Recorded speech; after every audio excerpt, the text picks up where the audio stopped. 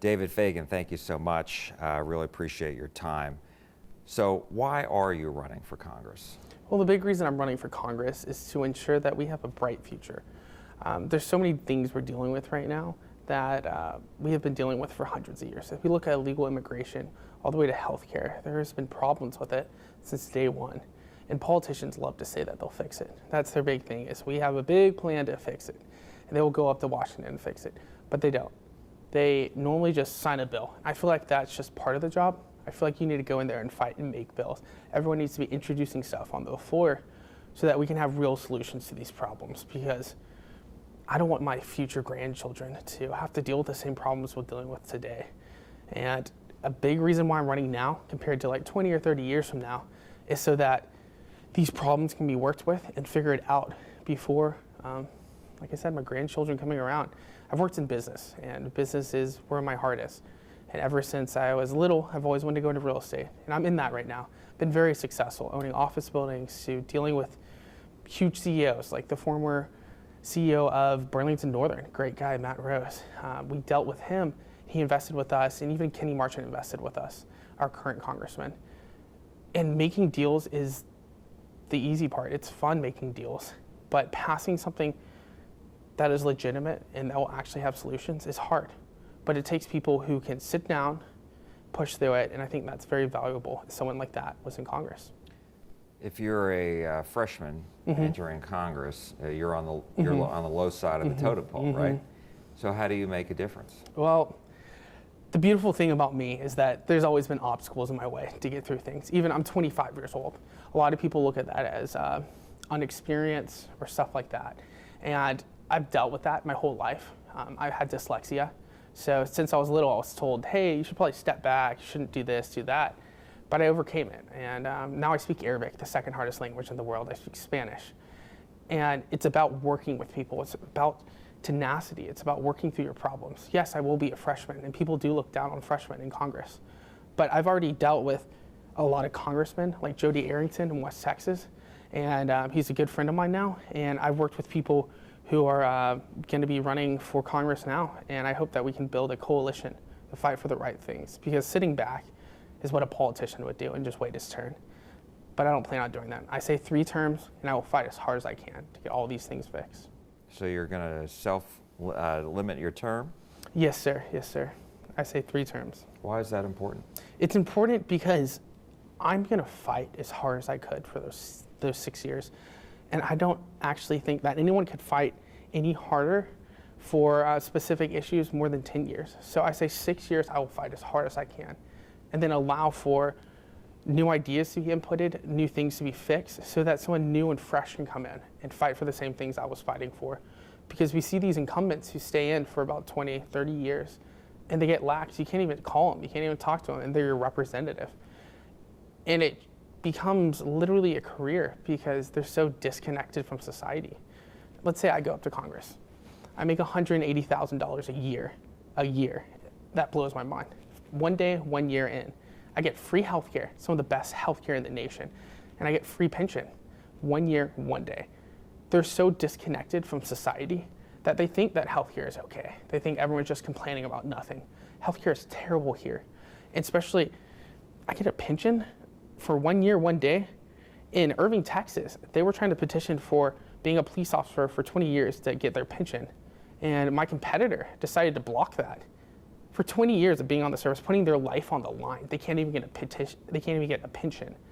And 1 year and 1 day of me being in Congress, I get full pension, everything for retirement. I don't think that's right. So you're in a crowded primary. So why should voters select you over the others?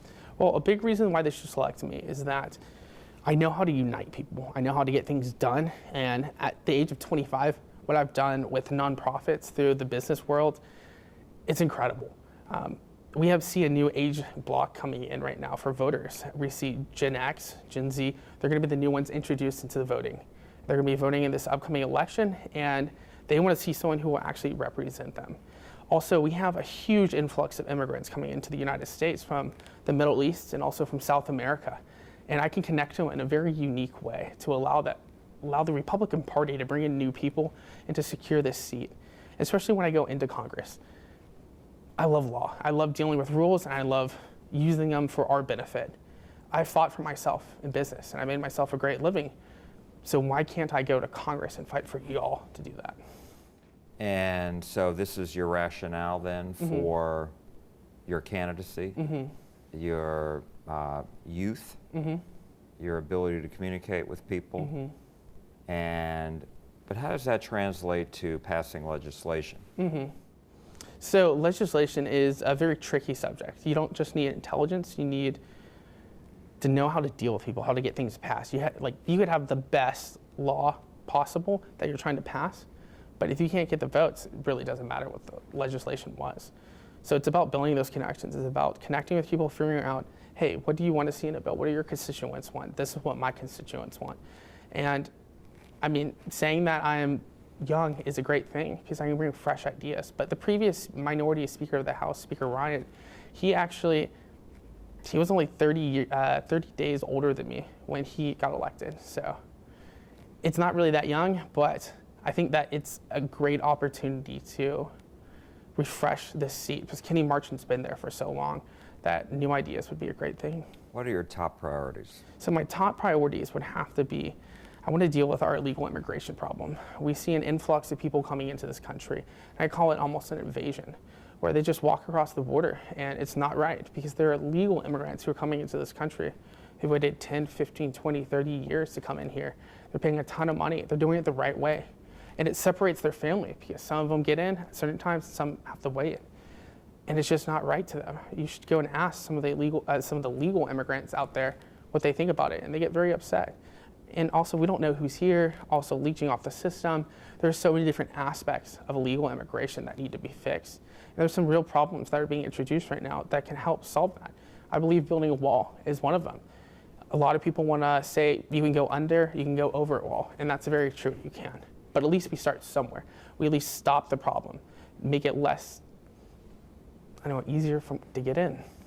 So what is your solution? Because aside from the wall, because this is not a new debate. We've heard about it for years and years and years and years already, and nothing seems to get done. So what else is part of your plan? Well, I mean, that's the big thing. We've been talking about it for years and years and years and years and years. Everyone likes to look at a problem and say, man, we should fix it this way. And they just don't do anything about it. At least Donald Trump's doing something about it. Because if you think it's the best solution or not, we can all come together and know that, hey, it's going to make it harder for illegal immigrants to come into the country. Because we're not just seeing Latinos. We're seeing people from China and the Middle East coming through our southern border. And something needs to be done. But if I want to go to the next issue, I'm very passionate about, it's healthcare, and it has to go to Social Security. So my big thing about that is everything the government touches, it seems to ruin. And when it came to Social Security, they forced you to pay into a system. And if you didn't, you would go to jail. And so they promised all these different things with this plan, but we see the government, they see a amount of cash, and they want to take some money of it and throw into other social programs, and it's like robbing the people. I ran into a lady in Hearst, Texas, and I was talking to her, and after a while, she was just so upset because she wants to stay in her house, but her husband died, so she's not getting any more Social Security, any benefits at all. And she's having to eat cat food just to pay for her property taxes and all the different things that go along with home ownership. It's a huge issue. And not only have the Democrats completely ruined it, but the Republicans have too. How so? I mean, and what's your fix for Social Security? So I would go back to the federal government and ask them to put back the money they took out of it. That would be one way to stop it. And then reassess the whole situation. There are actually people who have never paid into the system who are taking out of it. And I hope that we can eliminate that, because if you haven't paid into the system, why are we giving you money? Why are we giving you benefits? Well, part of it is disability, isn't it? Yeah, so I can understand that. But if you have not paid into Social Security and Medicare, it shouldn't be an option for you to get the benefits, because it's a program that you have to pay into and then it comes back to you. If you look at a loan, most of those people could have paid into a loan into a bank, and the interest would be way more than what they're getting right now than them paying into Social Security. So does your plan regarding Social Security mean raising the retirement age before you get benefits and maybe cutting back on the benefits? No, it would be the exact opposite. I would want to keep the age, but I want to raise the benefits and allow for a more influx of revenue in there. I want to take back from the federal government what they took out of there and then charge them interest on top of it so that people can get what they're pretty much owed. But isn't that in the end going to cost taxpayers, you know, if you're charging the government, which this is all the government, it's all the taxpayers' money, doesn't that just add to the problem, add to the deficit? I can understand that. It would be eliminating some social programs that are just leeching off the system. There are obstacles that you can overcome without raising taxes. I believe we need to be lowering taxes because when I sell one of my office buildings, I'm paying about 40% of my hard-earned profits to the federal government. And there are so many different angles to look at it, where if we defund a lot of Planned Parenthood and all these different social programs, we could get that money back and we could put it in Social Security so that people can have a reasonable life. And as far as the social programs, do you believe there should be a safety net? Oh, of course not. I mean, we were founded on the Constitution, sir, and those pretty much tell us our laws. And safety nets coddle people, and that's not what the government's there for. They're not your parent. They're not your mom. They're not your dad. If you somehow mess up, you go into bankruptcy. They shouldn't be there to hold your hand, and especially if you lose your job, just get another one. I mean, find another one. I know that's harder said than done, but when did it become the government's role to coddle every single person in this country? It's the reason that we're going into so much debt. It's because everyone wants to solve everyone's problems. But if we look at it, about 50, 60 years ago, churches used to be there doing that. They would help people out who lost their jobs, who needed medical help. But the government ruined that and pretty much killed off those programs. So are you talking about eliminating the safety net for able-bodied people only, or are you talking about people who have disabilities and can't work for whatever reason? Able-bodied, sir. And so you believe, I'm just trying to clarify, I'm just trying to make sure I understand where you're coming from. You're saying eliminate social programs for able-bodied people, but not the safety net for people who have disabilities and can't work, can't get a job for whatever the reason is. So that's a tricky subject because these are very vague terms. But I feel like most of the disabilities for people, they need to be protected, they need help. And a lot of it has to do from injuries at work to even being born with it. And if we don't help them, it's going to allow for more of the system taking care of them. It's more the government coming out and having to fix these problems after, which will be more expensive. So I say able-bodied, they should not have a safety net. It's life, it's the world. Let me ask you, you mentioned healthcare. And so what is a lot of people, regardless of what their solutions are, believe that healthcare is too expensive, quality is not there, drug prices are too high. So what's your solution? What's your prescription, if you will, on solving that? So the reason that there's so many hikes in the cost for medication is because the Obama administration came in and introduced their new health policy, health plan. And it has really hurt the system, how they just threw money at different parts. Like even the website, they spent so much money on it, I could not believe it. But also regulating the price of something, telling a capitalistic society that, hey, you can give these people for a certain price and these people another price. It's gonna allow for the people who are not supported by the government to pay higher prices. And it hurts everyone in the end. If we had more of a capitalistic view of it, we would allow for price hikes to be regulated so that you can't double your price of your medication in a 4-year span, to other different policies. Because I just don't want the government to get their hands in it because it's just hiking up the prices. Well, then how else do you keep the drug companies from raising prices? Like I said before, you monitor how much they're hiking up their prices and if it's legitimate or not. So if we look at insulin, they hiked it up, I think, like 1,000%. And it's horrific because some people are literally having to pick, should I eat today or should I have my life-saving drug? And that's horrific. But if the government comes in and says, hey, y'all can have this for free or very reduced price, but everyone else you pay the regular price, it's gonna allow for this unbalance. So one person's paying a ton of money and some are not. So what about health insurance? When you hear Democrats, a lot of them say, build on Obamacare. Others say, let's have a public option where people can buy into Medicare. And then others, such as Bernie Sanders, say Medicare for all and eliminate the private health insurance plans. And when I've talked to Republicans, they mention competition. So where are you on all this? I have to say competition is definitely a beautiful thing. There's obviously benefits and drawbacks to every single program introduced. If you look at Bernie Sanders, it's similar to what they have in Canada. And if you don't have an essential surgery that needs to be done, then you might have to wait months or even years to get something done. And it's pretty much the drawbacks that you want to take. Do you want the government to tell your family when they can have their drugs, or if it's a legitimate drug or a legitimate surgery? Or do you want to pay for it yourself when companies can compete on prices and money is not just thrown down the tube? Because even if you look at the military, there's some parts of it where people want to keep the same budget they have. And if there's that middle part, they just burn through the money so that they can keep their budget for the last year. And they do the same thing in healthcare. People will take advantage of it, doctors will take advantage of it, and medical companies will take advantage of it. And how would you use competition as far as insurance is concerned? I would take the government's hand out of it. I don't think that people who are not on Medicare or Medicaid and Social Security, I think that they should be protected, but everyone else, they need to go to private insurance, because private insurances have like doubled in prices since Obama introduced Obamacare.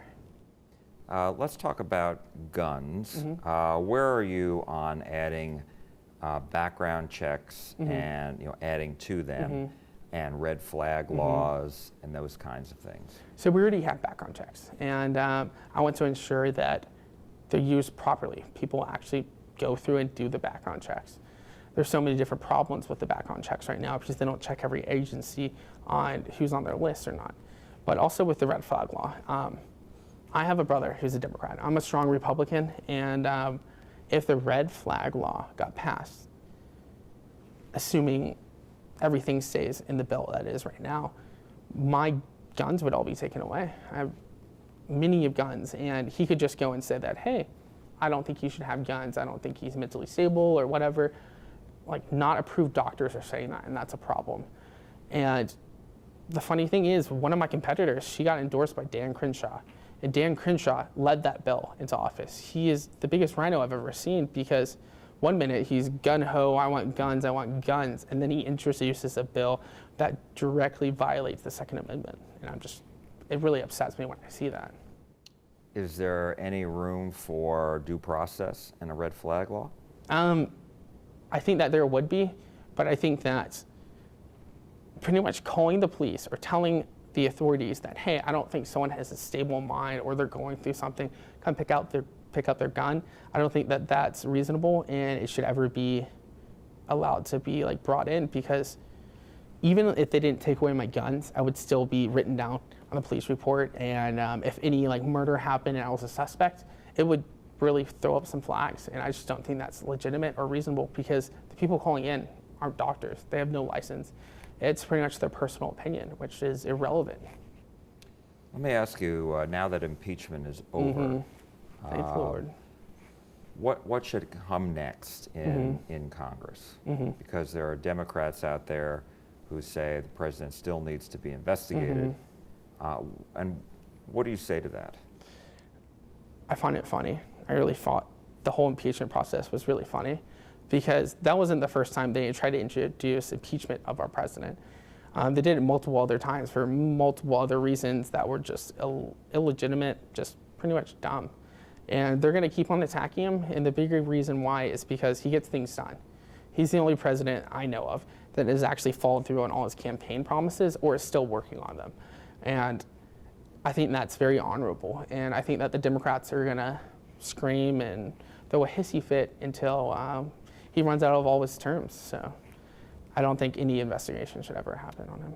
As you know, this is an open seat. We've discussed that. Why do you think a Republican can hold on to this seat? It was very close the last time. Democrats, they won the Dallas County portion of it. They won the Denton County portion of this district. And the Republicans were able to hold on to it because of the margin in Tarrant County. So why do you think a Republican can hold on to it this time? Well, looking at this seat, it's actually it's changed a lot. Kenny Marchant's been in a lot. There's so many different aspects of why it was so close, like the Beto effect and stuff like that. When I announced in August, Kenny Marchant stepped down about 5 hours later, which was great because I was the first Republican introduced to that seat. I led the race on it. It's a marathon. It's not a first run and just kind of get the seat. So I've been running this whole entire time, and I've noticed that a lot of my Republican competitors just are super lax. They think they have it in the bag, they've already won it, and they don't want to work hard for it. So what I'm telling you is that a Republican might not be able to maintain this seat, even though it's purple right now, and it's been known to be a red district. So you're not so sure? I'm not. If we do not get the right Republican in, if we don't get someone who knows how to engage the people, who can work hard for them every single day to get this seat, I don't believe we'll be able to maintain it. If you look at my biggest competitor, Beth Van Dyne, she says she runs a grassroots campaign. I haven't seen her ever block walk or do anything besides send a mailer out or go on TV. And that's not engaging with the public. If you look at the statistics on that, it's very ineffective. And some of the other ones, I just don't see them doing anything. And someone I have to admire who I'm running against is Jerome Lieberman. He's out there block walking. He's out there meeting people. And even at the polls, he's out there introducing himself, talking to people. Someone like that who's a fighter, someone like me who's block walked and knocked on thousands of doors. I've contacted tons of people. I've got organizations involved where I try to engage everyone. Even if you're a Democrat, I bet we can find some common ground. I bet you can vote for me to ensure that you're represented correctly in Congress. Someone who's a fighter can hold this district, but we're going up against some pretty big competitors, and I think that if we have the right Republican office, we'll win it. But if we don't, it will be a very, very tough fight. David Fegan, thank you so much. Yes, sir. Appreciate your time. Yeah, thank you so much for having me. I was very excited about coming.